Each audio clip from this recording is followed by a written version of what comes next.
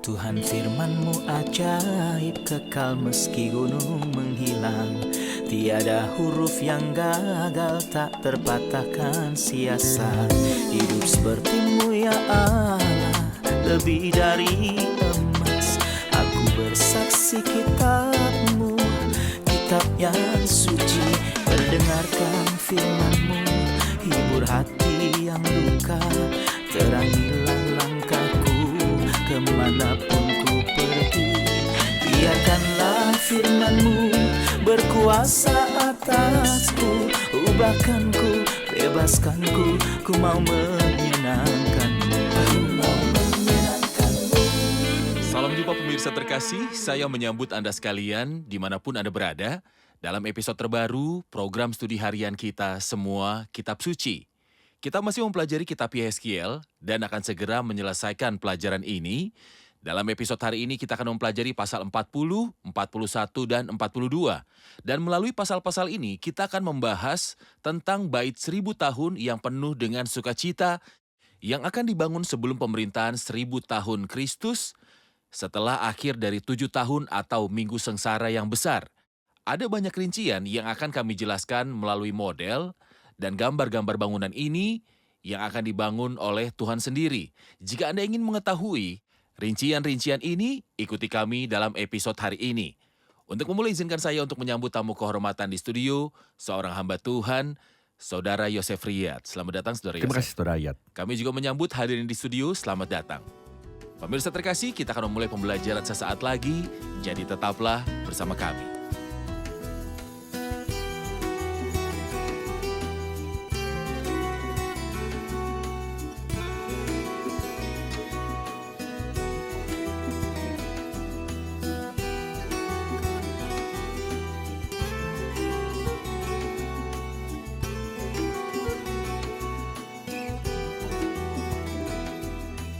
Saudara Yosef, dalam episode terakhir Anda merujuk pada orang yang disebutkan dalam pasal 40 ayat yang keempat.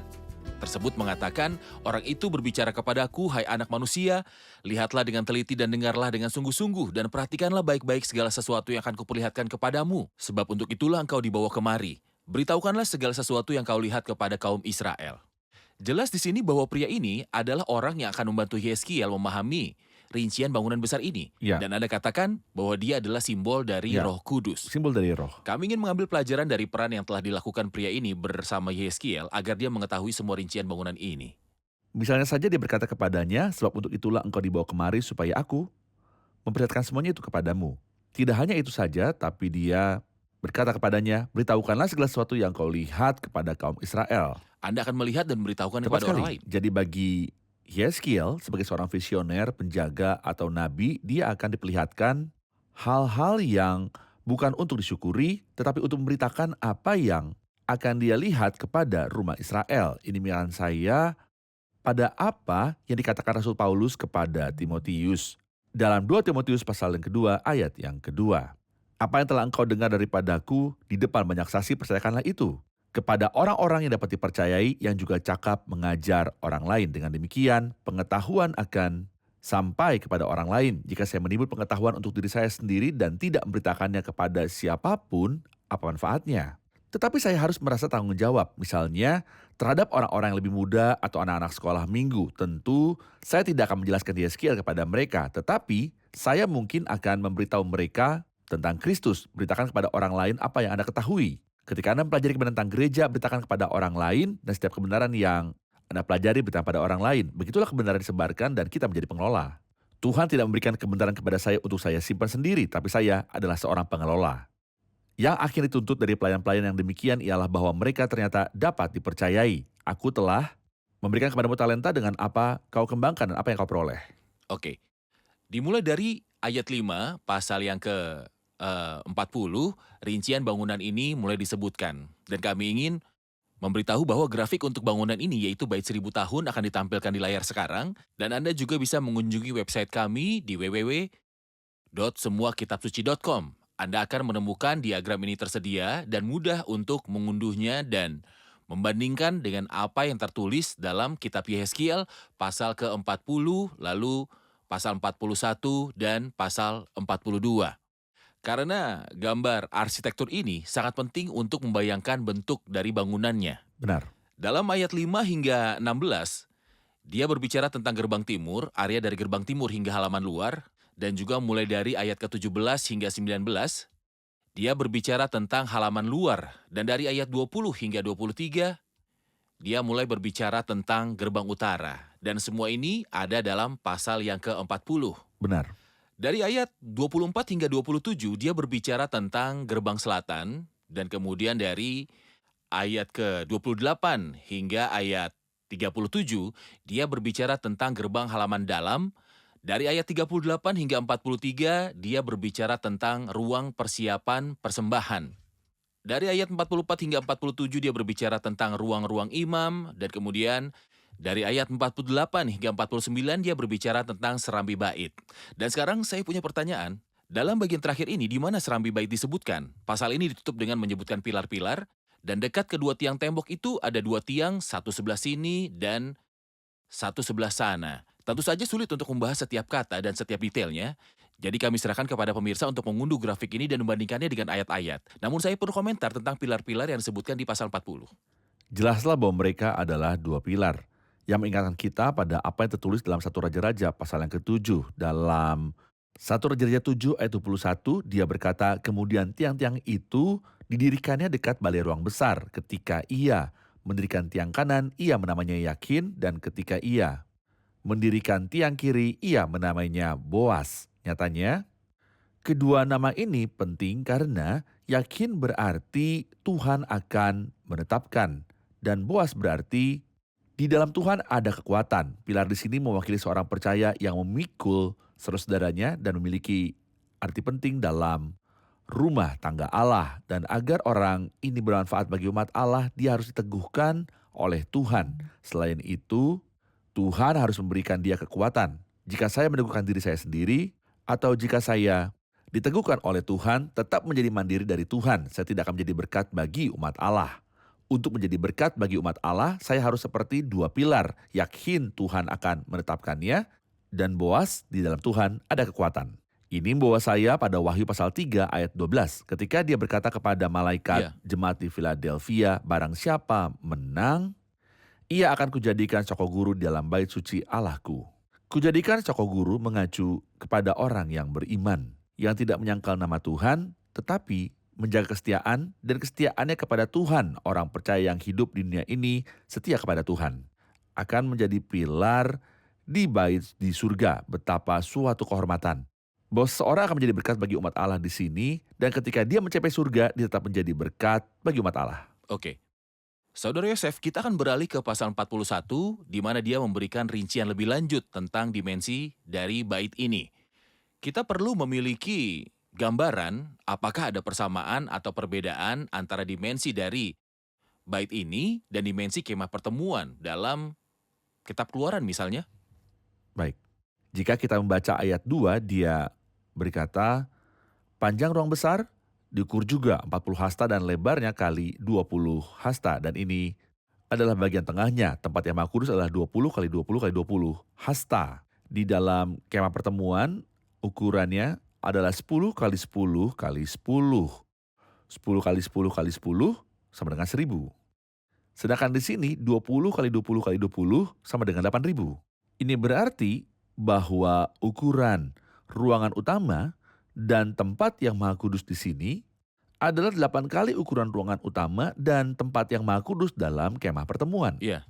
Angka 8 sangat mencolok. Apa artinya ke-8? Itu mewakili yang baru, seolah-olah dia ingin mengatakan bahwa kemah pertemuan berbicara kepada kita tentang kasih karunia. Tetapi, lihatlah, aku menjadikan segala sesuatu baru. Ada perjanjian baru yang akan dibuat Tuhan dengan umat ini. Dalam apa yang Kristus sebutkan dalam Matius 16 ayat 28, kelahiran kembali. Di sini kita melihat bait suci dalam regenerasi, dan itulah sebabnya dimensinya 8 kali lipat dari kemah pertemuan. Panjangnya 2 kali lipat, demikian pula lebarnya dan tingginya. Sehingga hasilnya ialah ukurannya 8 kali lipat dari kemah pertemuan.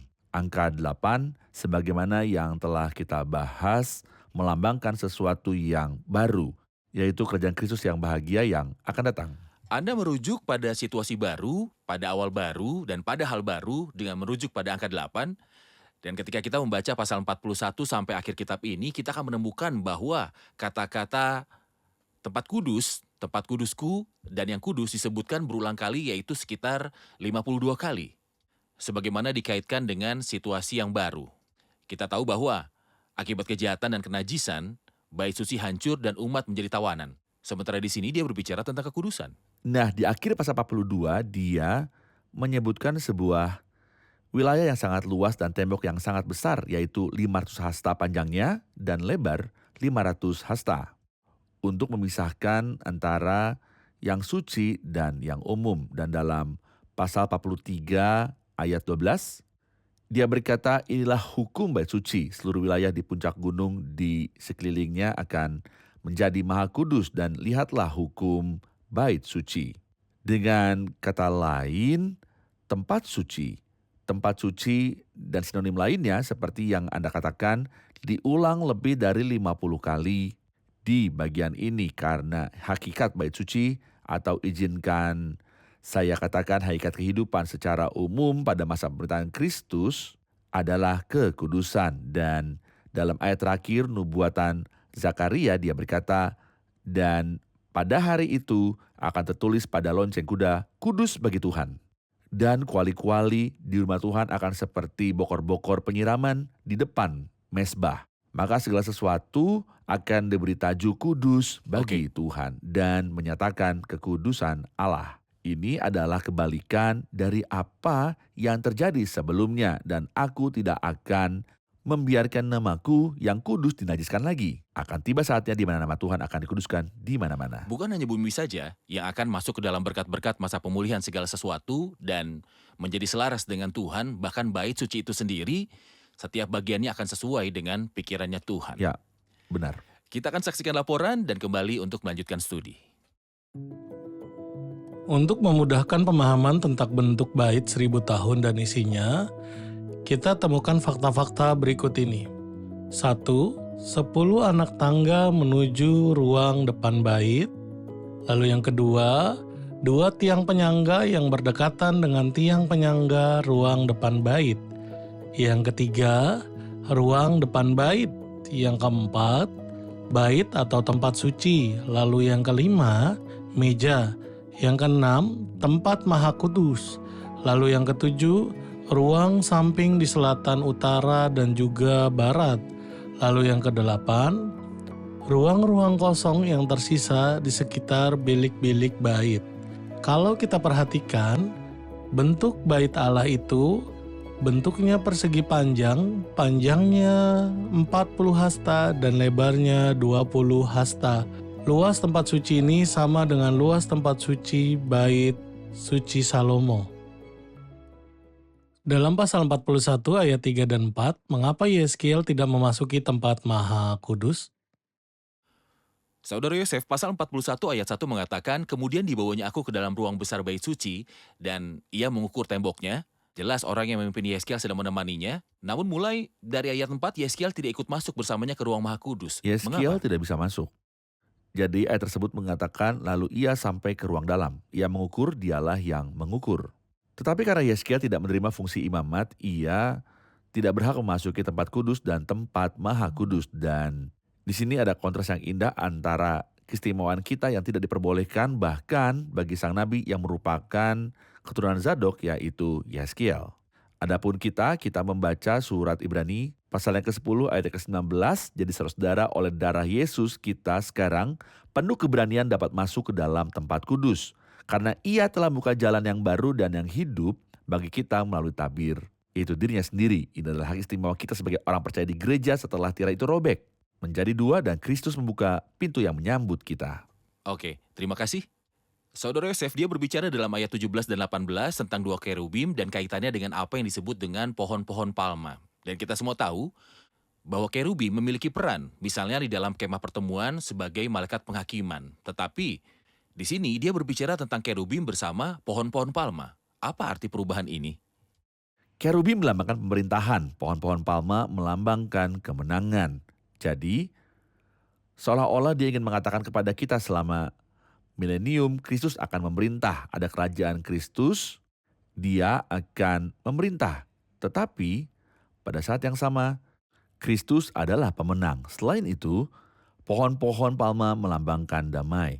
Seolah-olah dia ingin mengatakan bahwa akan ada kebenaran. Tetapi juga damai bukan kacauan, terorisme, atau kebingungan. Seperti yang ada hari ini. Jadi dalam pemerintahan Kristus, ada kebenaran, damai, dan kebahagiaan yang merupakan sifat-sifat kerajaan Sang Pencipta, dan orang percaya yang terpilih akan menikmati selamanya. Dan itulah sebabnya kita membaca tentang kerubim dan pohon-pohon palma. Tetapi sangat menarik bahwa setiap kerub memiliki 2 wajah, bukan 4 seperti yang kita lihat dalam pasal 1. Muka manusia dan dari sebelah yang lain muka singa yang menghadap pohon korma itu. Jadi gambaran Kristus hanya terbatas pada 2 hal, seorang laki-laki dan seorang raja.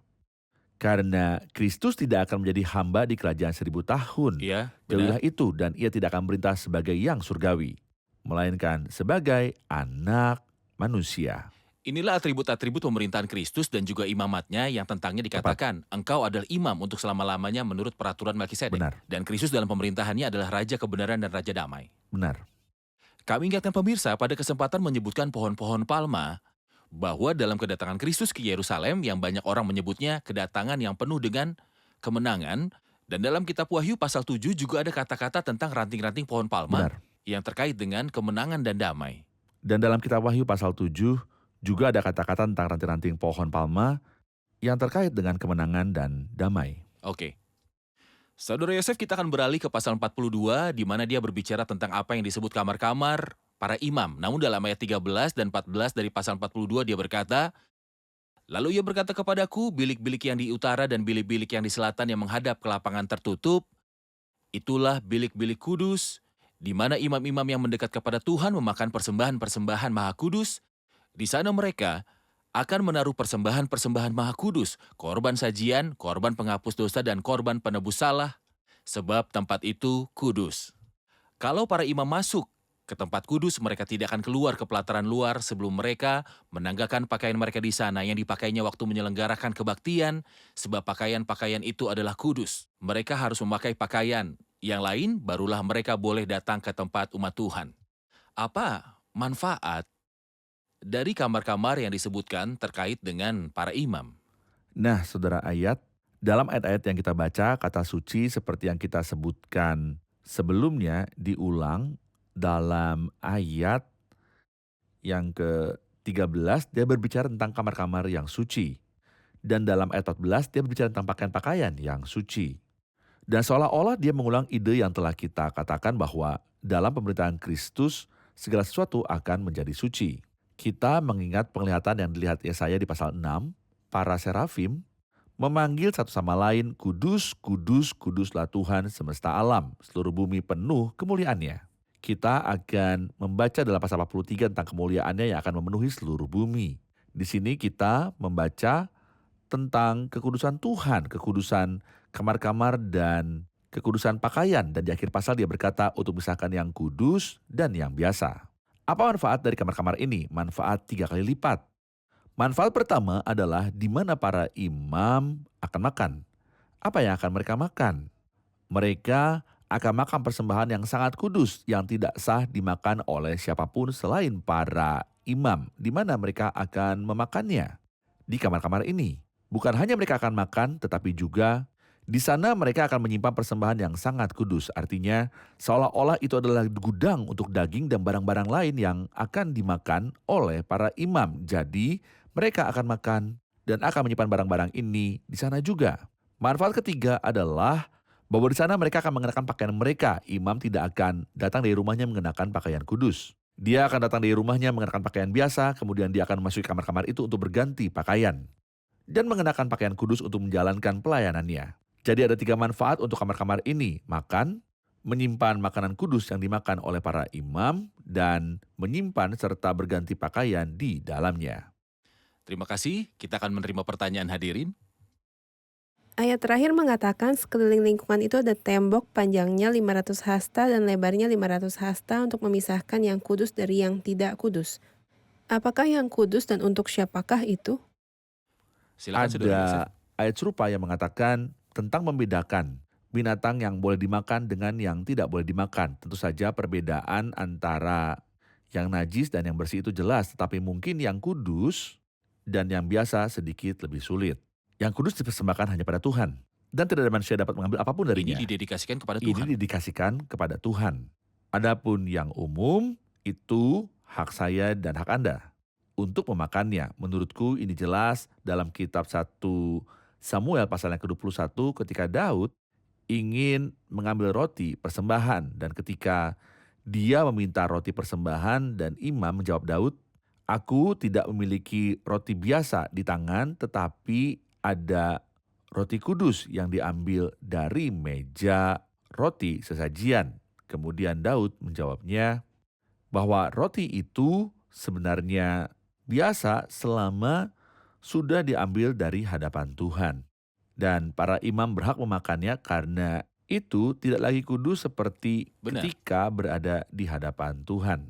Ini tidak ada yang dapat mendekatinya, bahkan para imam pun tidak. Tetapi itu pada dasarnya biasa, jadi yang kudus dipersembahkan hanya untuk Tuhan saja dan tidak untuk yang lain. Tetapi yang biasa diperbolehkan untuk dimakan oleh selain Tuhan. Jadi kita makan barang-barang biasa. Jadi dalam bahasa yang sederhana, bagian Tuhan adalah yang kudus dan bagian lain adalah yang biasa, yang Benar. sah mereka makan. Jadi Ya. ini bukan masalah kebersihan dan kekotoran, karena dalam kerajaan Tidak. 1000 tahun Akan ada kotoran. tidak akan ada masalah kekotoran. Tuhan Terima berkati kasih Anda. Saudara Yosef. Kita akan rangkum episode ini bersama hadirin.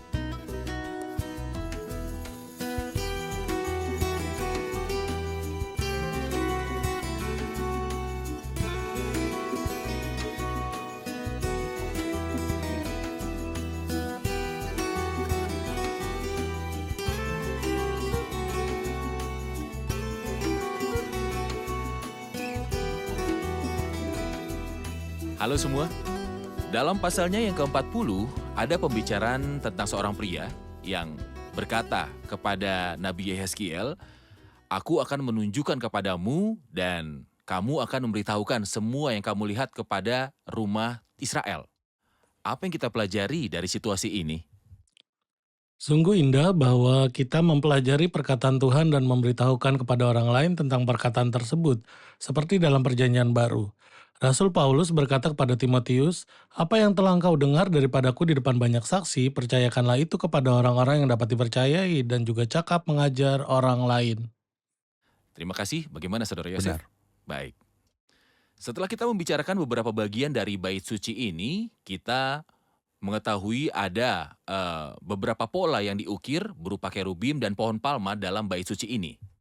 Namun dalam kemah pertemuan ada referensi tentang kerubim, tetapi tidak ada referensi tentang pohon palma. Apa maksud perbedaan ini? Kerubim melambangkan pemerintahan dan pohon palma melambangkan kemenangan. Selain itu, kerubim melambangkan kebenaran dan pohon palma melambangkan damai, yang merupakan sifat-sifat dari pemerintahan Kristus sebagai Raja kebenaran dan damai. Kita juga mengetahui dalam pasal 41 bahwa pria yang menemani Yehezkiel untuk menunjukkan bait suci kepadanya, membawanya di awal pasal 41 ke bait suci. Tetapi ketika dia datang ke ruang Maha Kudus, Yehezkiel tidak masuk, tetapi pria itu masuk ke ruang Maha Kudus seorang diri. Mengapa? Karena Yeskil tidak menerima fungsi imam, yang diizinkan masuk adalah imam besar. Tetapi kita memiliki keyakinan untuk masuk ke dalam yang Maha Kudus oleh darah Yesus. Inilah situasi orang Kristen berkat pekerjaan Kristus. Oke, Ya, sempurna. sungguh luar biasa. Luar biasa. Terima kasih semua. Terima kasih Saudara Tuhan Yosef. berkati Anda. Tuhan memberkati. Pemirsa terkasih, seperti yang kami katakan dalam episode hari ini, pasal-pasal ini agak sulit karena mereka membicarakan rincian pembangunan bait suci di kerajaan 1000 tahun.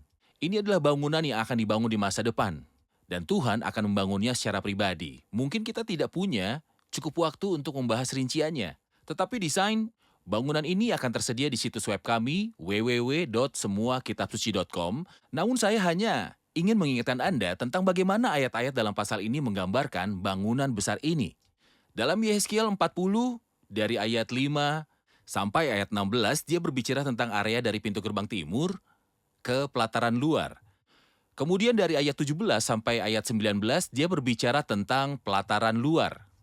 Dari ayat 20 sampai ayat 23 dia berbicara tentang pintu gerbang utara. Dari ayat 24 sampai ayat 27, dia berbicara tentang pintu gerbang selatan. Kemudian, dari ayat 28 sampai ayat 37, dia berbicara tentang pintu gerbang pelataran dalam. Kemudian, dari ayat 38 sampai ayat 43, dia berbicara tentang kamar-kamar persiapan persembahan. Dan dari ayat 44 sampai ayat 47, dia berbicara tentang kamar-kamar para imam. Dari ayat 48 sampai akhir pasal 40, dia berbicara tentang serambi bait suci. Kemudian, dalam pasal 41, dia berbicara tentang dimensi bait suci yang 8 kali lebih besar dibandingkan dimensi dari kemah pertemuan yang disebutkan dalam kitab Keluaran. Seolah ia ingin mengatakan bahwa angka 8 adalah angka awal yang baru dan ciptaan baru. Memang, dalam kerajaan 1000 tahun, akan ada situasi baru dan ibadah baru bagi bangsa yang kembali ini. Apa yang membedakan ibadah ini dan situasi baru ini adalah pengulangan kata kudus. Karena kekotoran yang menyebabkan penghancuran bait suci lama oleh Nebukadnezar dan yang menyebabkan umat Tuhan dibawa dalam pembuangan tidak akan ada lagi pada zaman kerajaan 1000 tahun. Dan sifat ibadah ini serta bait suci ini akan menjadi kekudusan. Tetapi, apa yang paling membedakan kita sekarang di era gereja adalah bahwa kita adalah rumah Tuhan. Dan setiap kita diliputi oleh kasih karunia melalui pekerjaan Kristus di kayu salib, sehingga kita memiliki keyakinan untuk memasuki tempat-tempat kudus oleh darah Yesus. Pemirsa terkasih, jika Anda ingin berada dalam hubungan hidup dengan Tuhan, Anda harus menerima pekerjaan Kristus di kayu salib dan percaya pada pribadi Kristus dalam pengorbanannya. Maka Anda akan dapat masuk melalui ibadah ke hadirat Tuhan, ke tempat kudus Tuhan. Sampai jumpa di episode berikutnya untuk membicarakan lebih banyak tentang situasi umat ini, bait suci ini, dan ibadah ini pada saat memasuki kerajaan 1000 tahun yang bahagia. Kiranya Tuhan besertamu.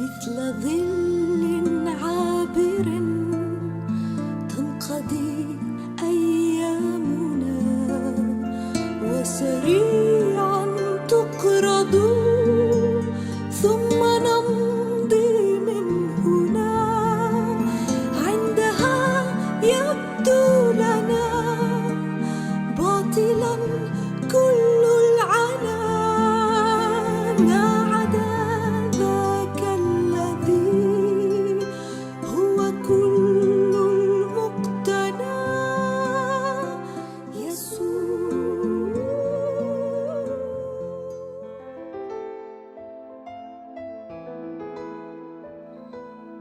Tuhan firman-Mu ajaib, kekal meski gunung menghilang.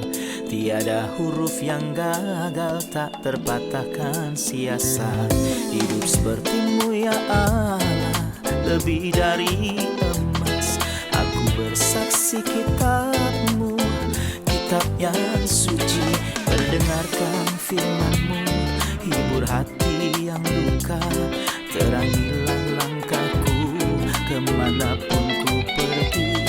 Biarkanlah firman-Mu berkuasa atasku. Ubahkanku, bebaskanku, ku mau menyenangkan-Mu.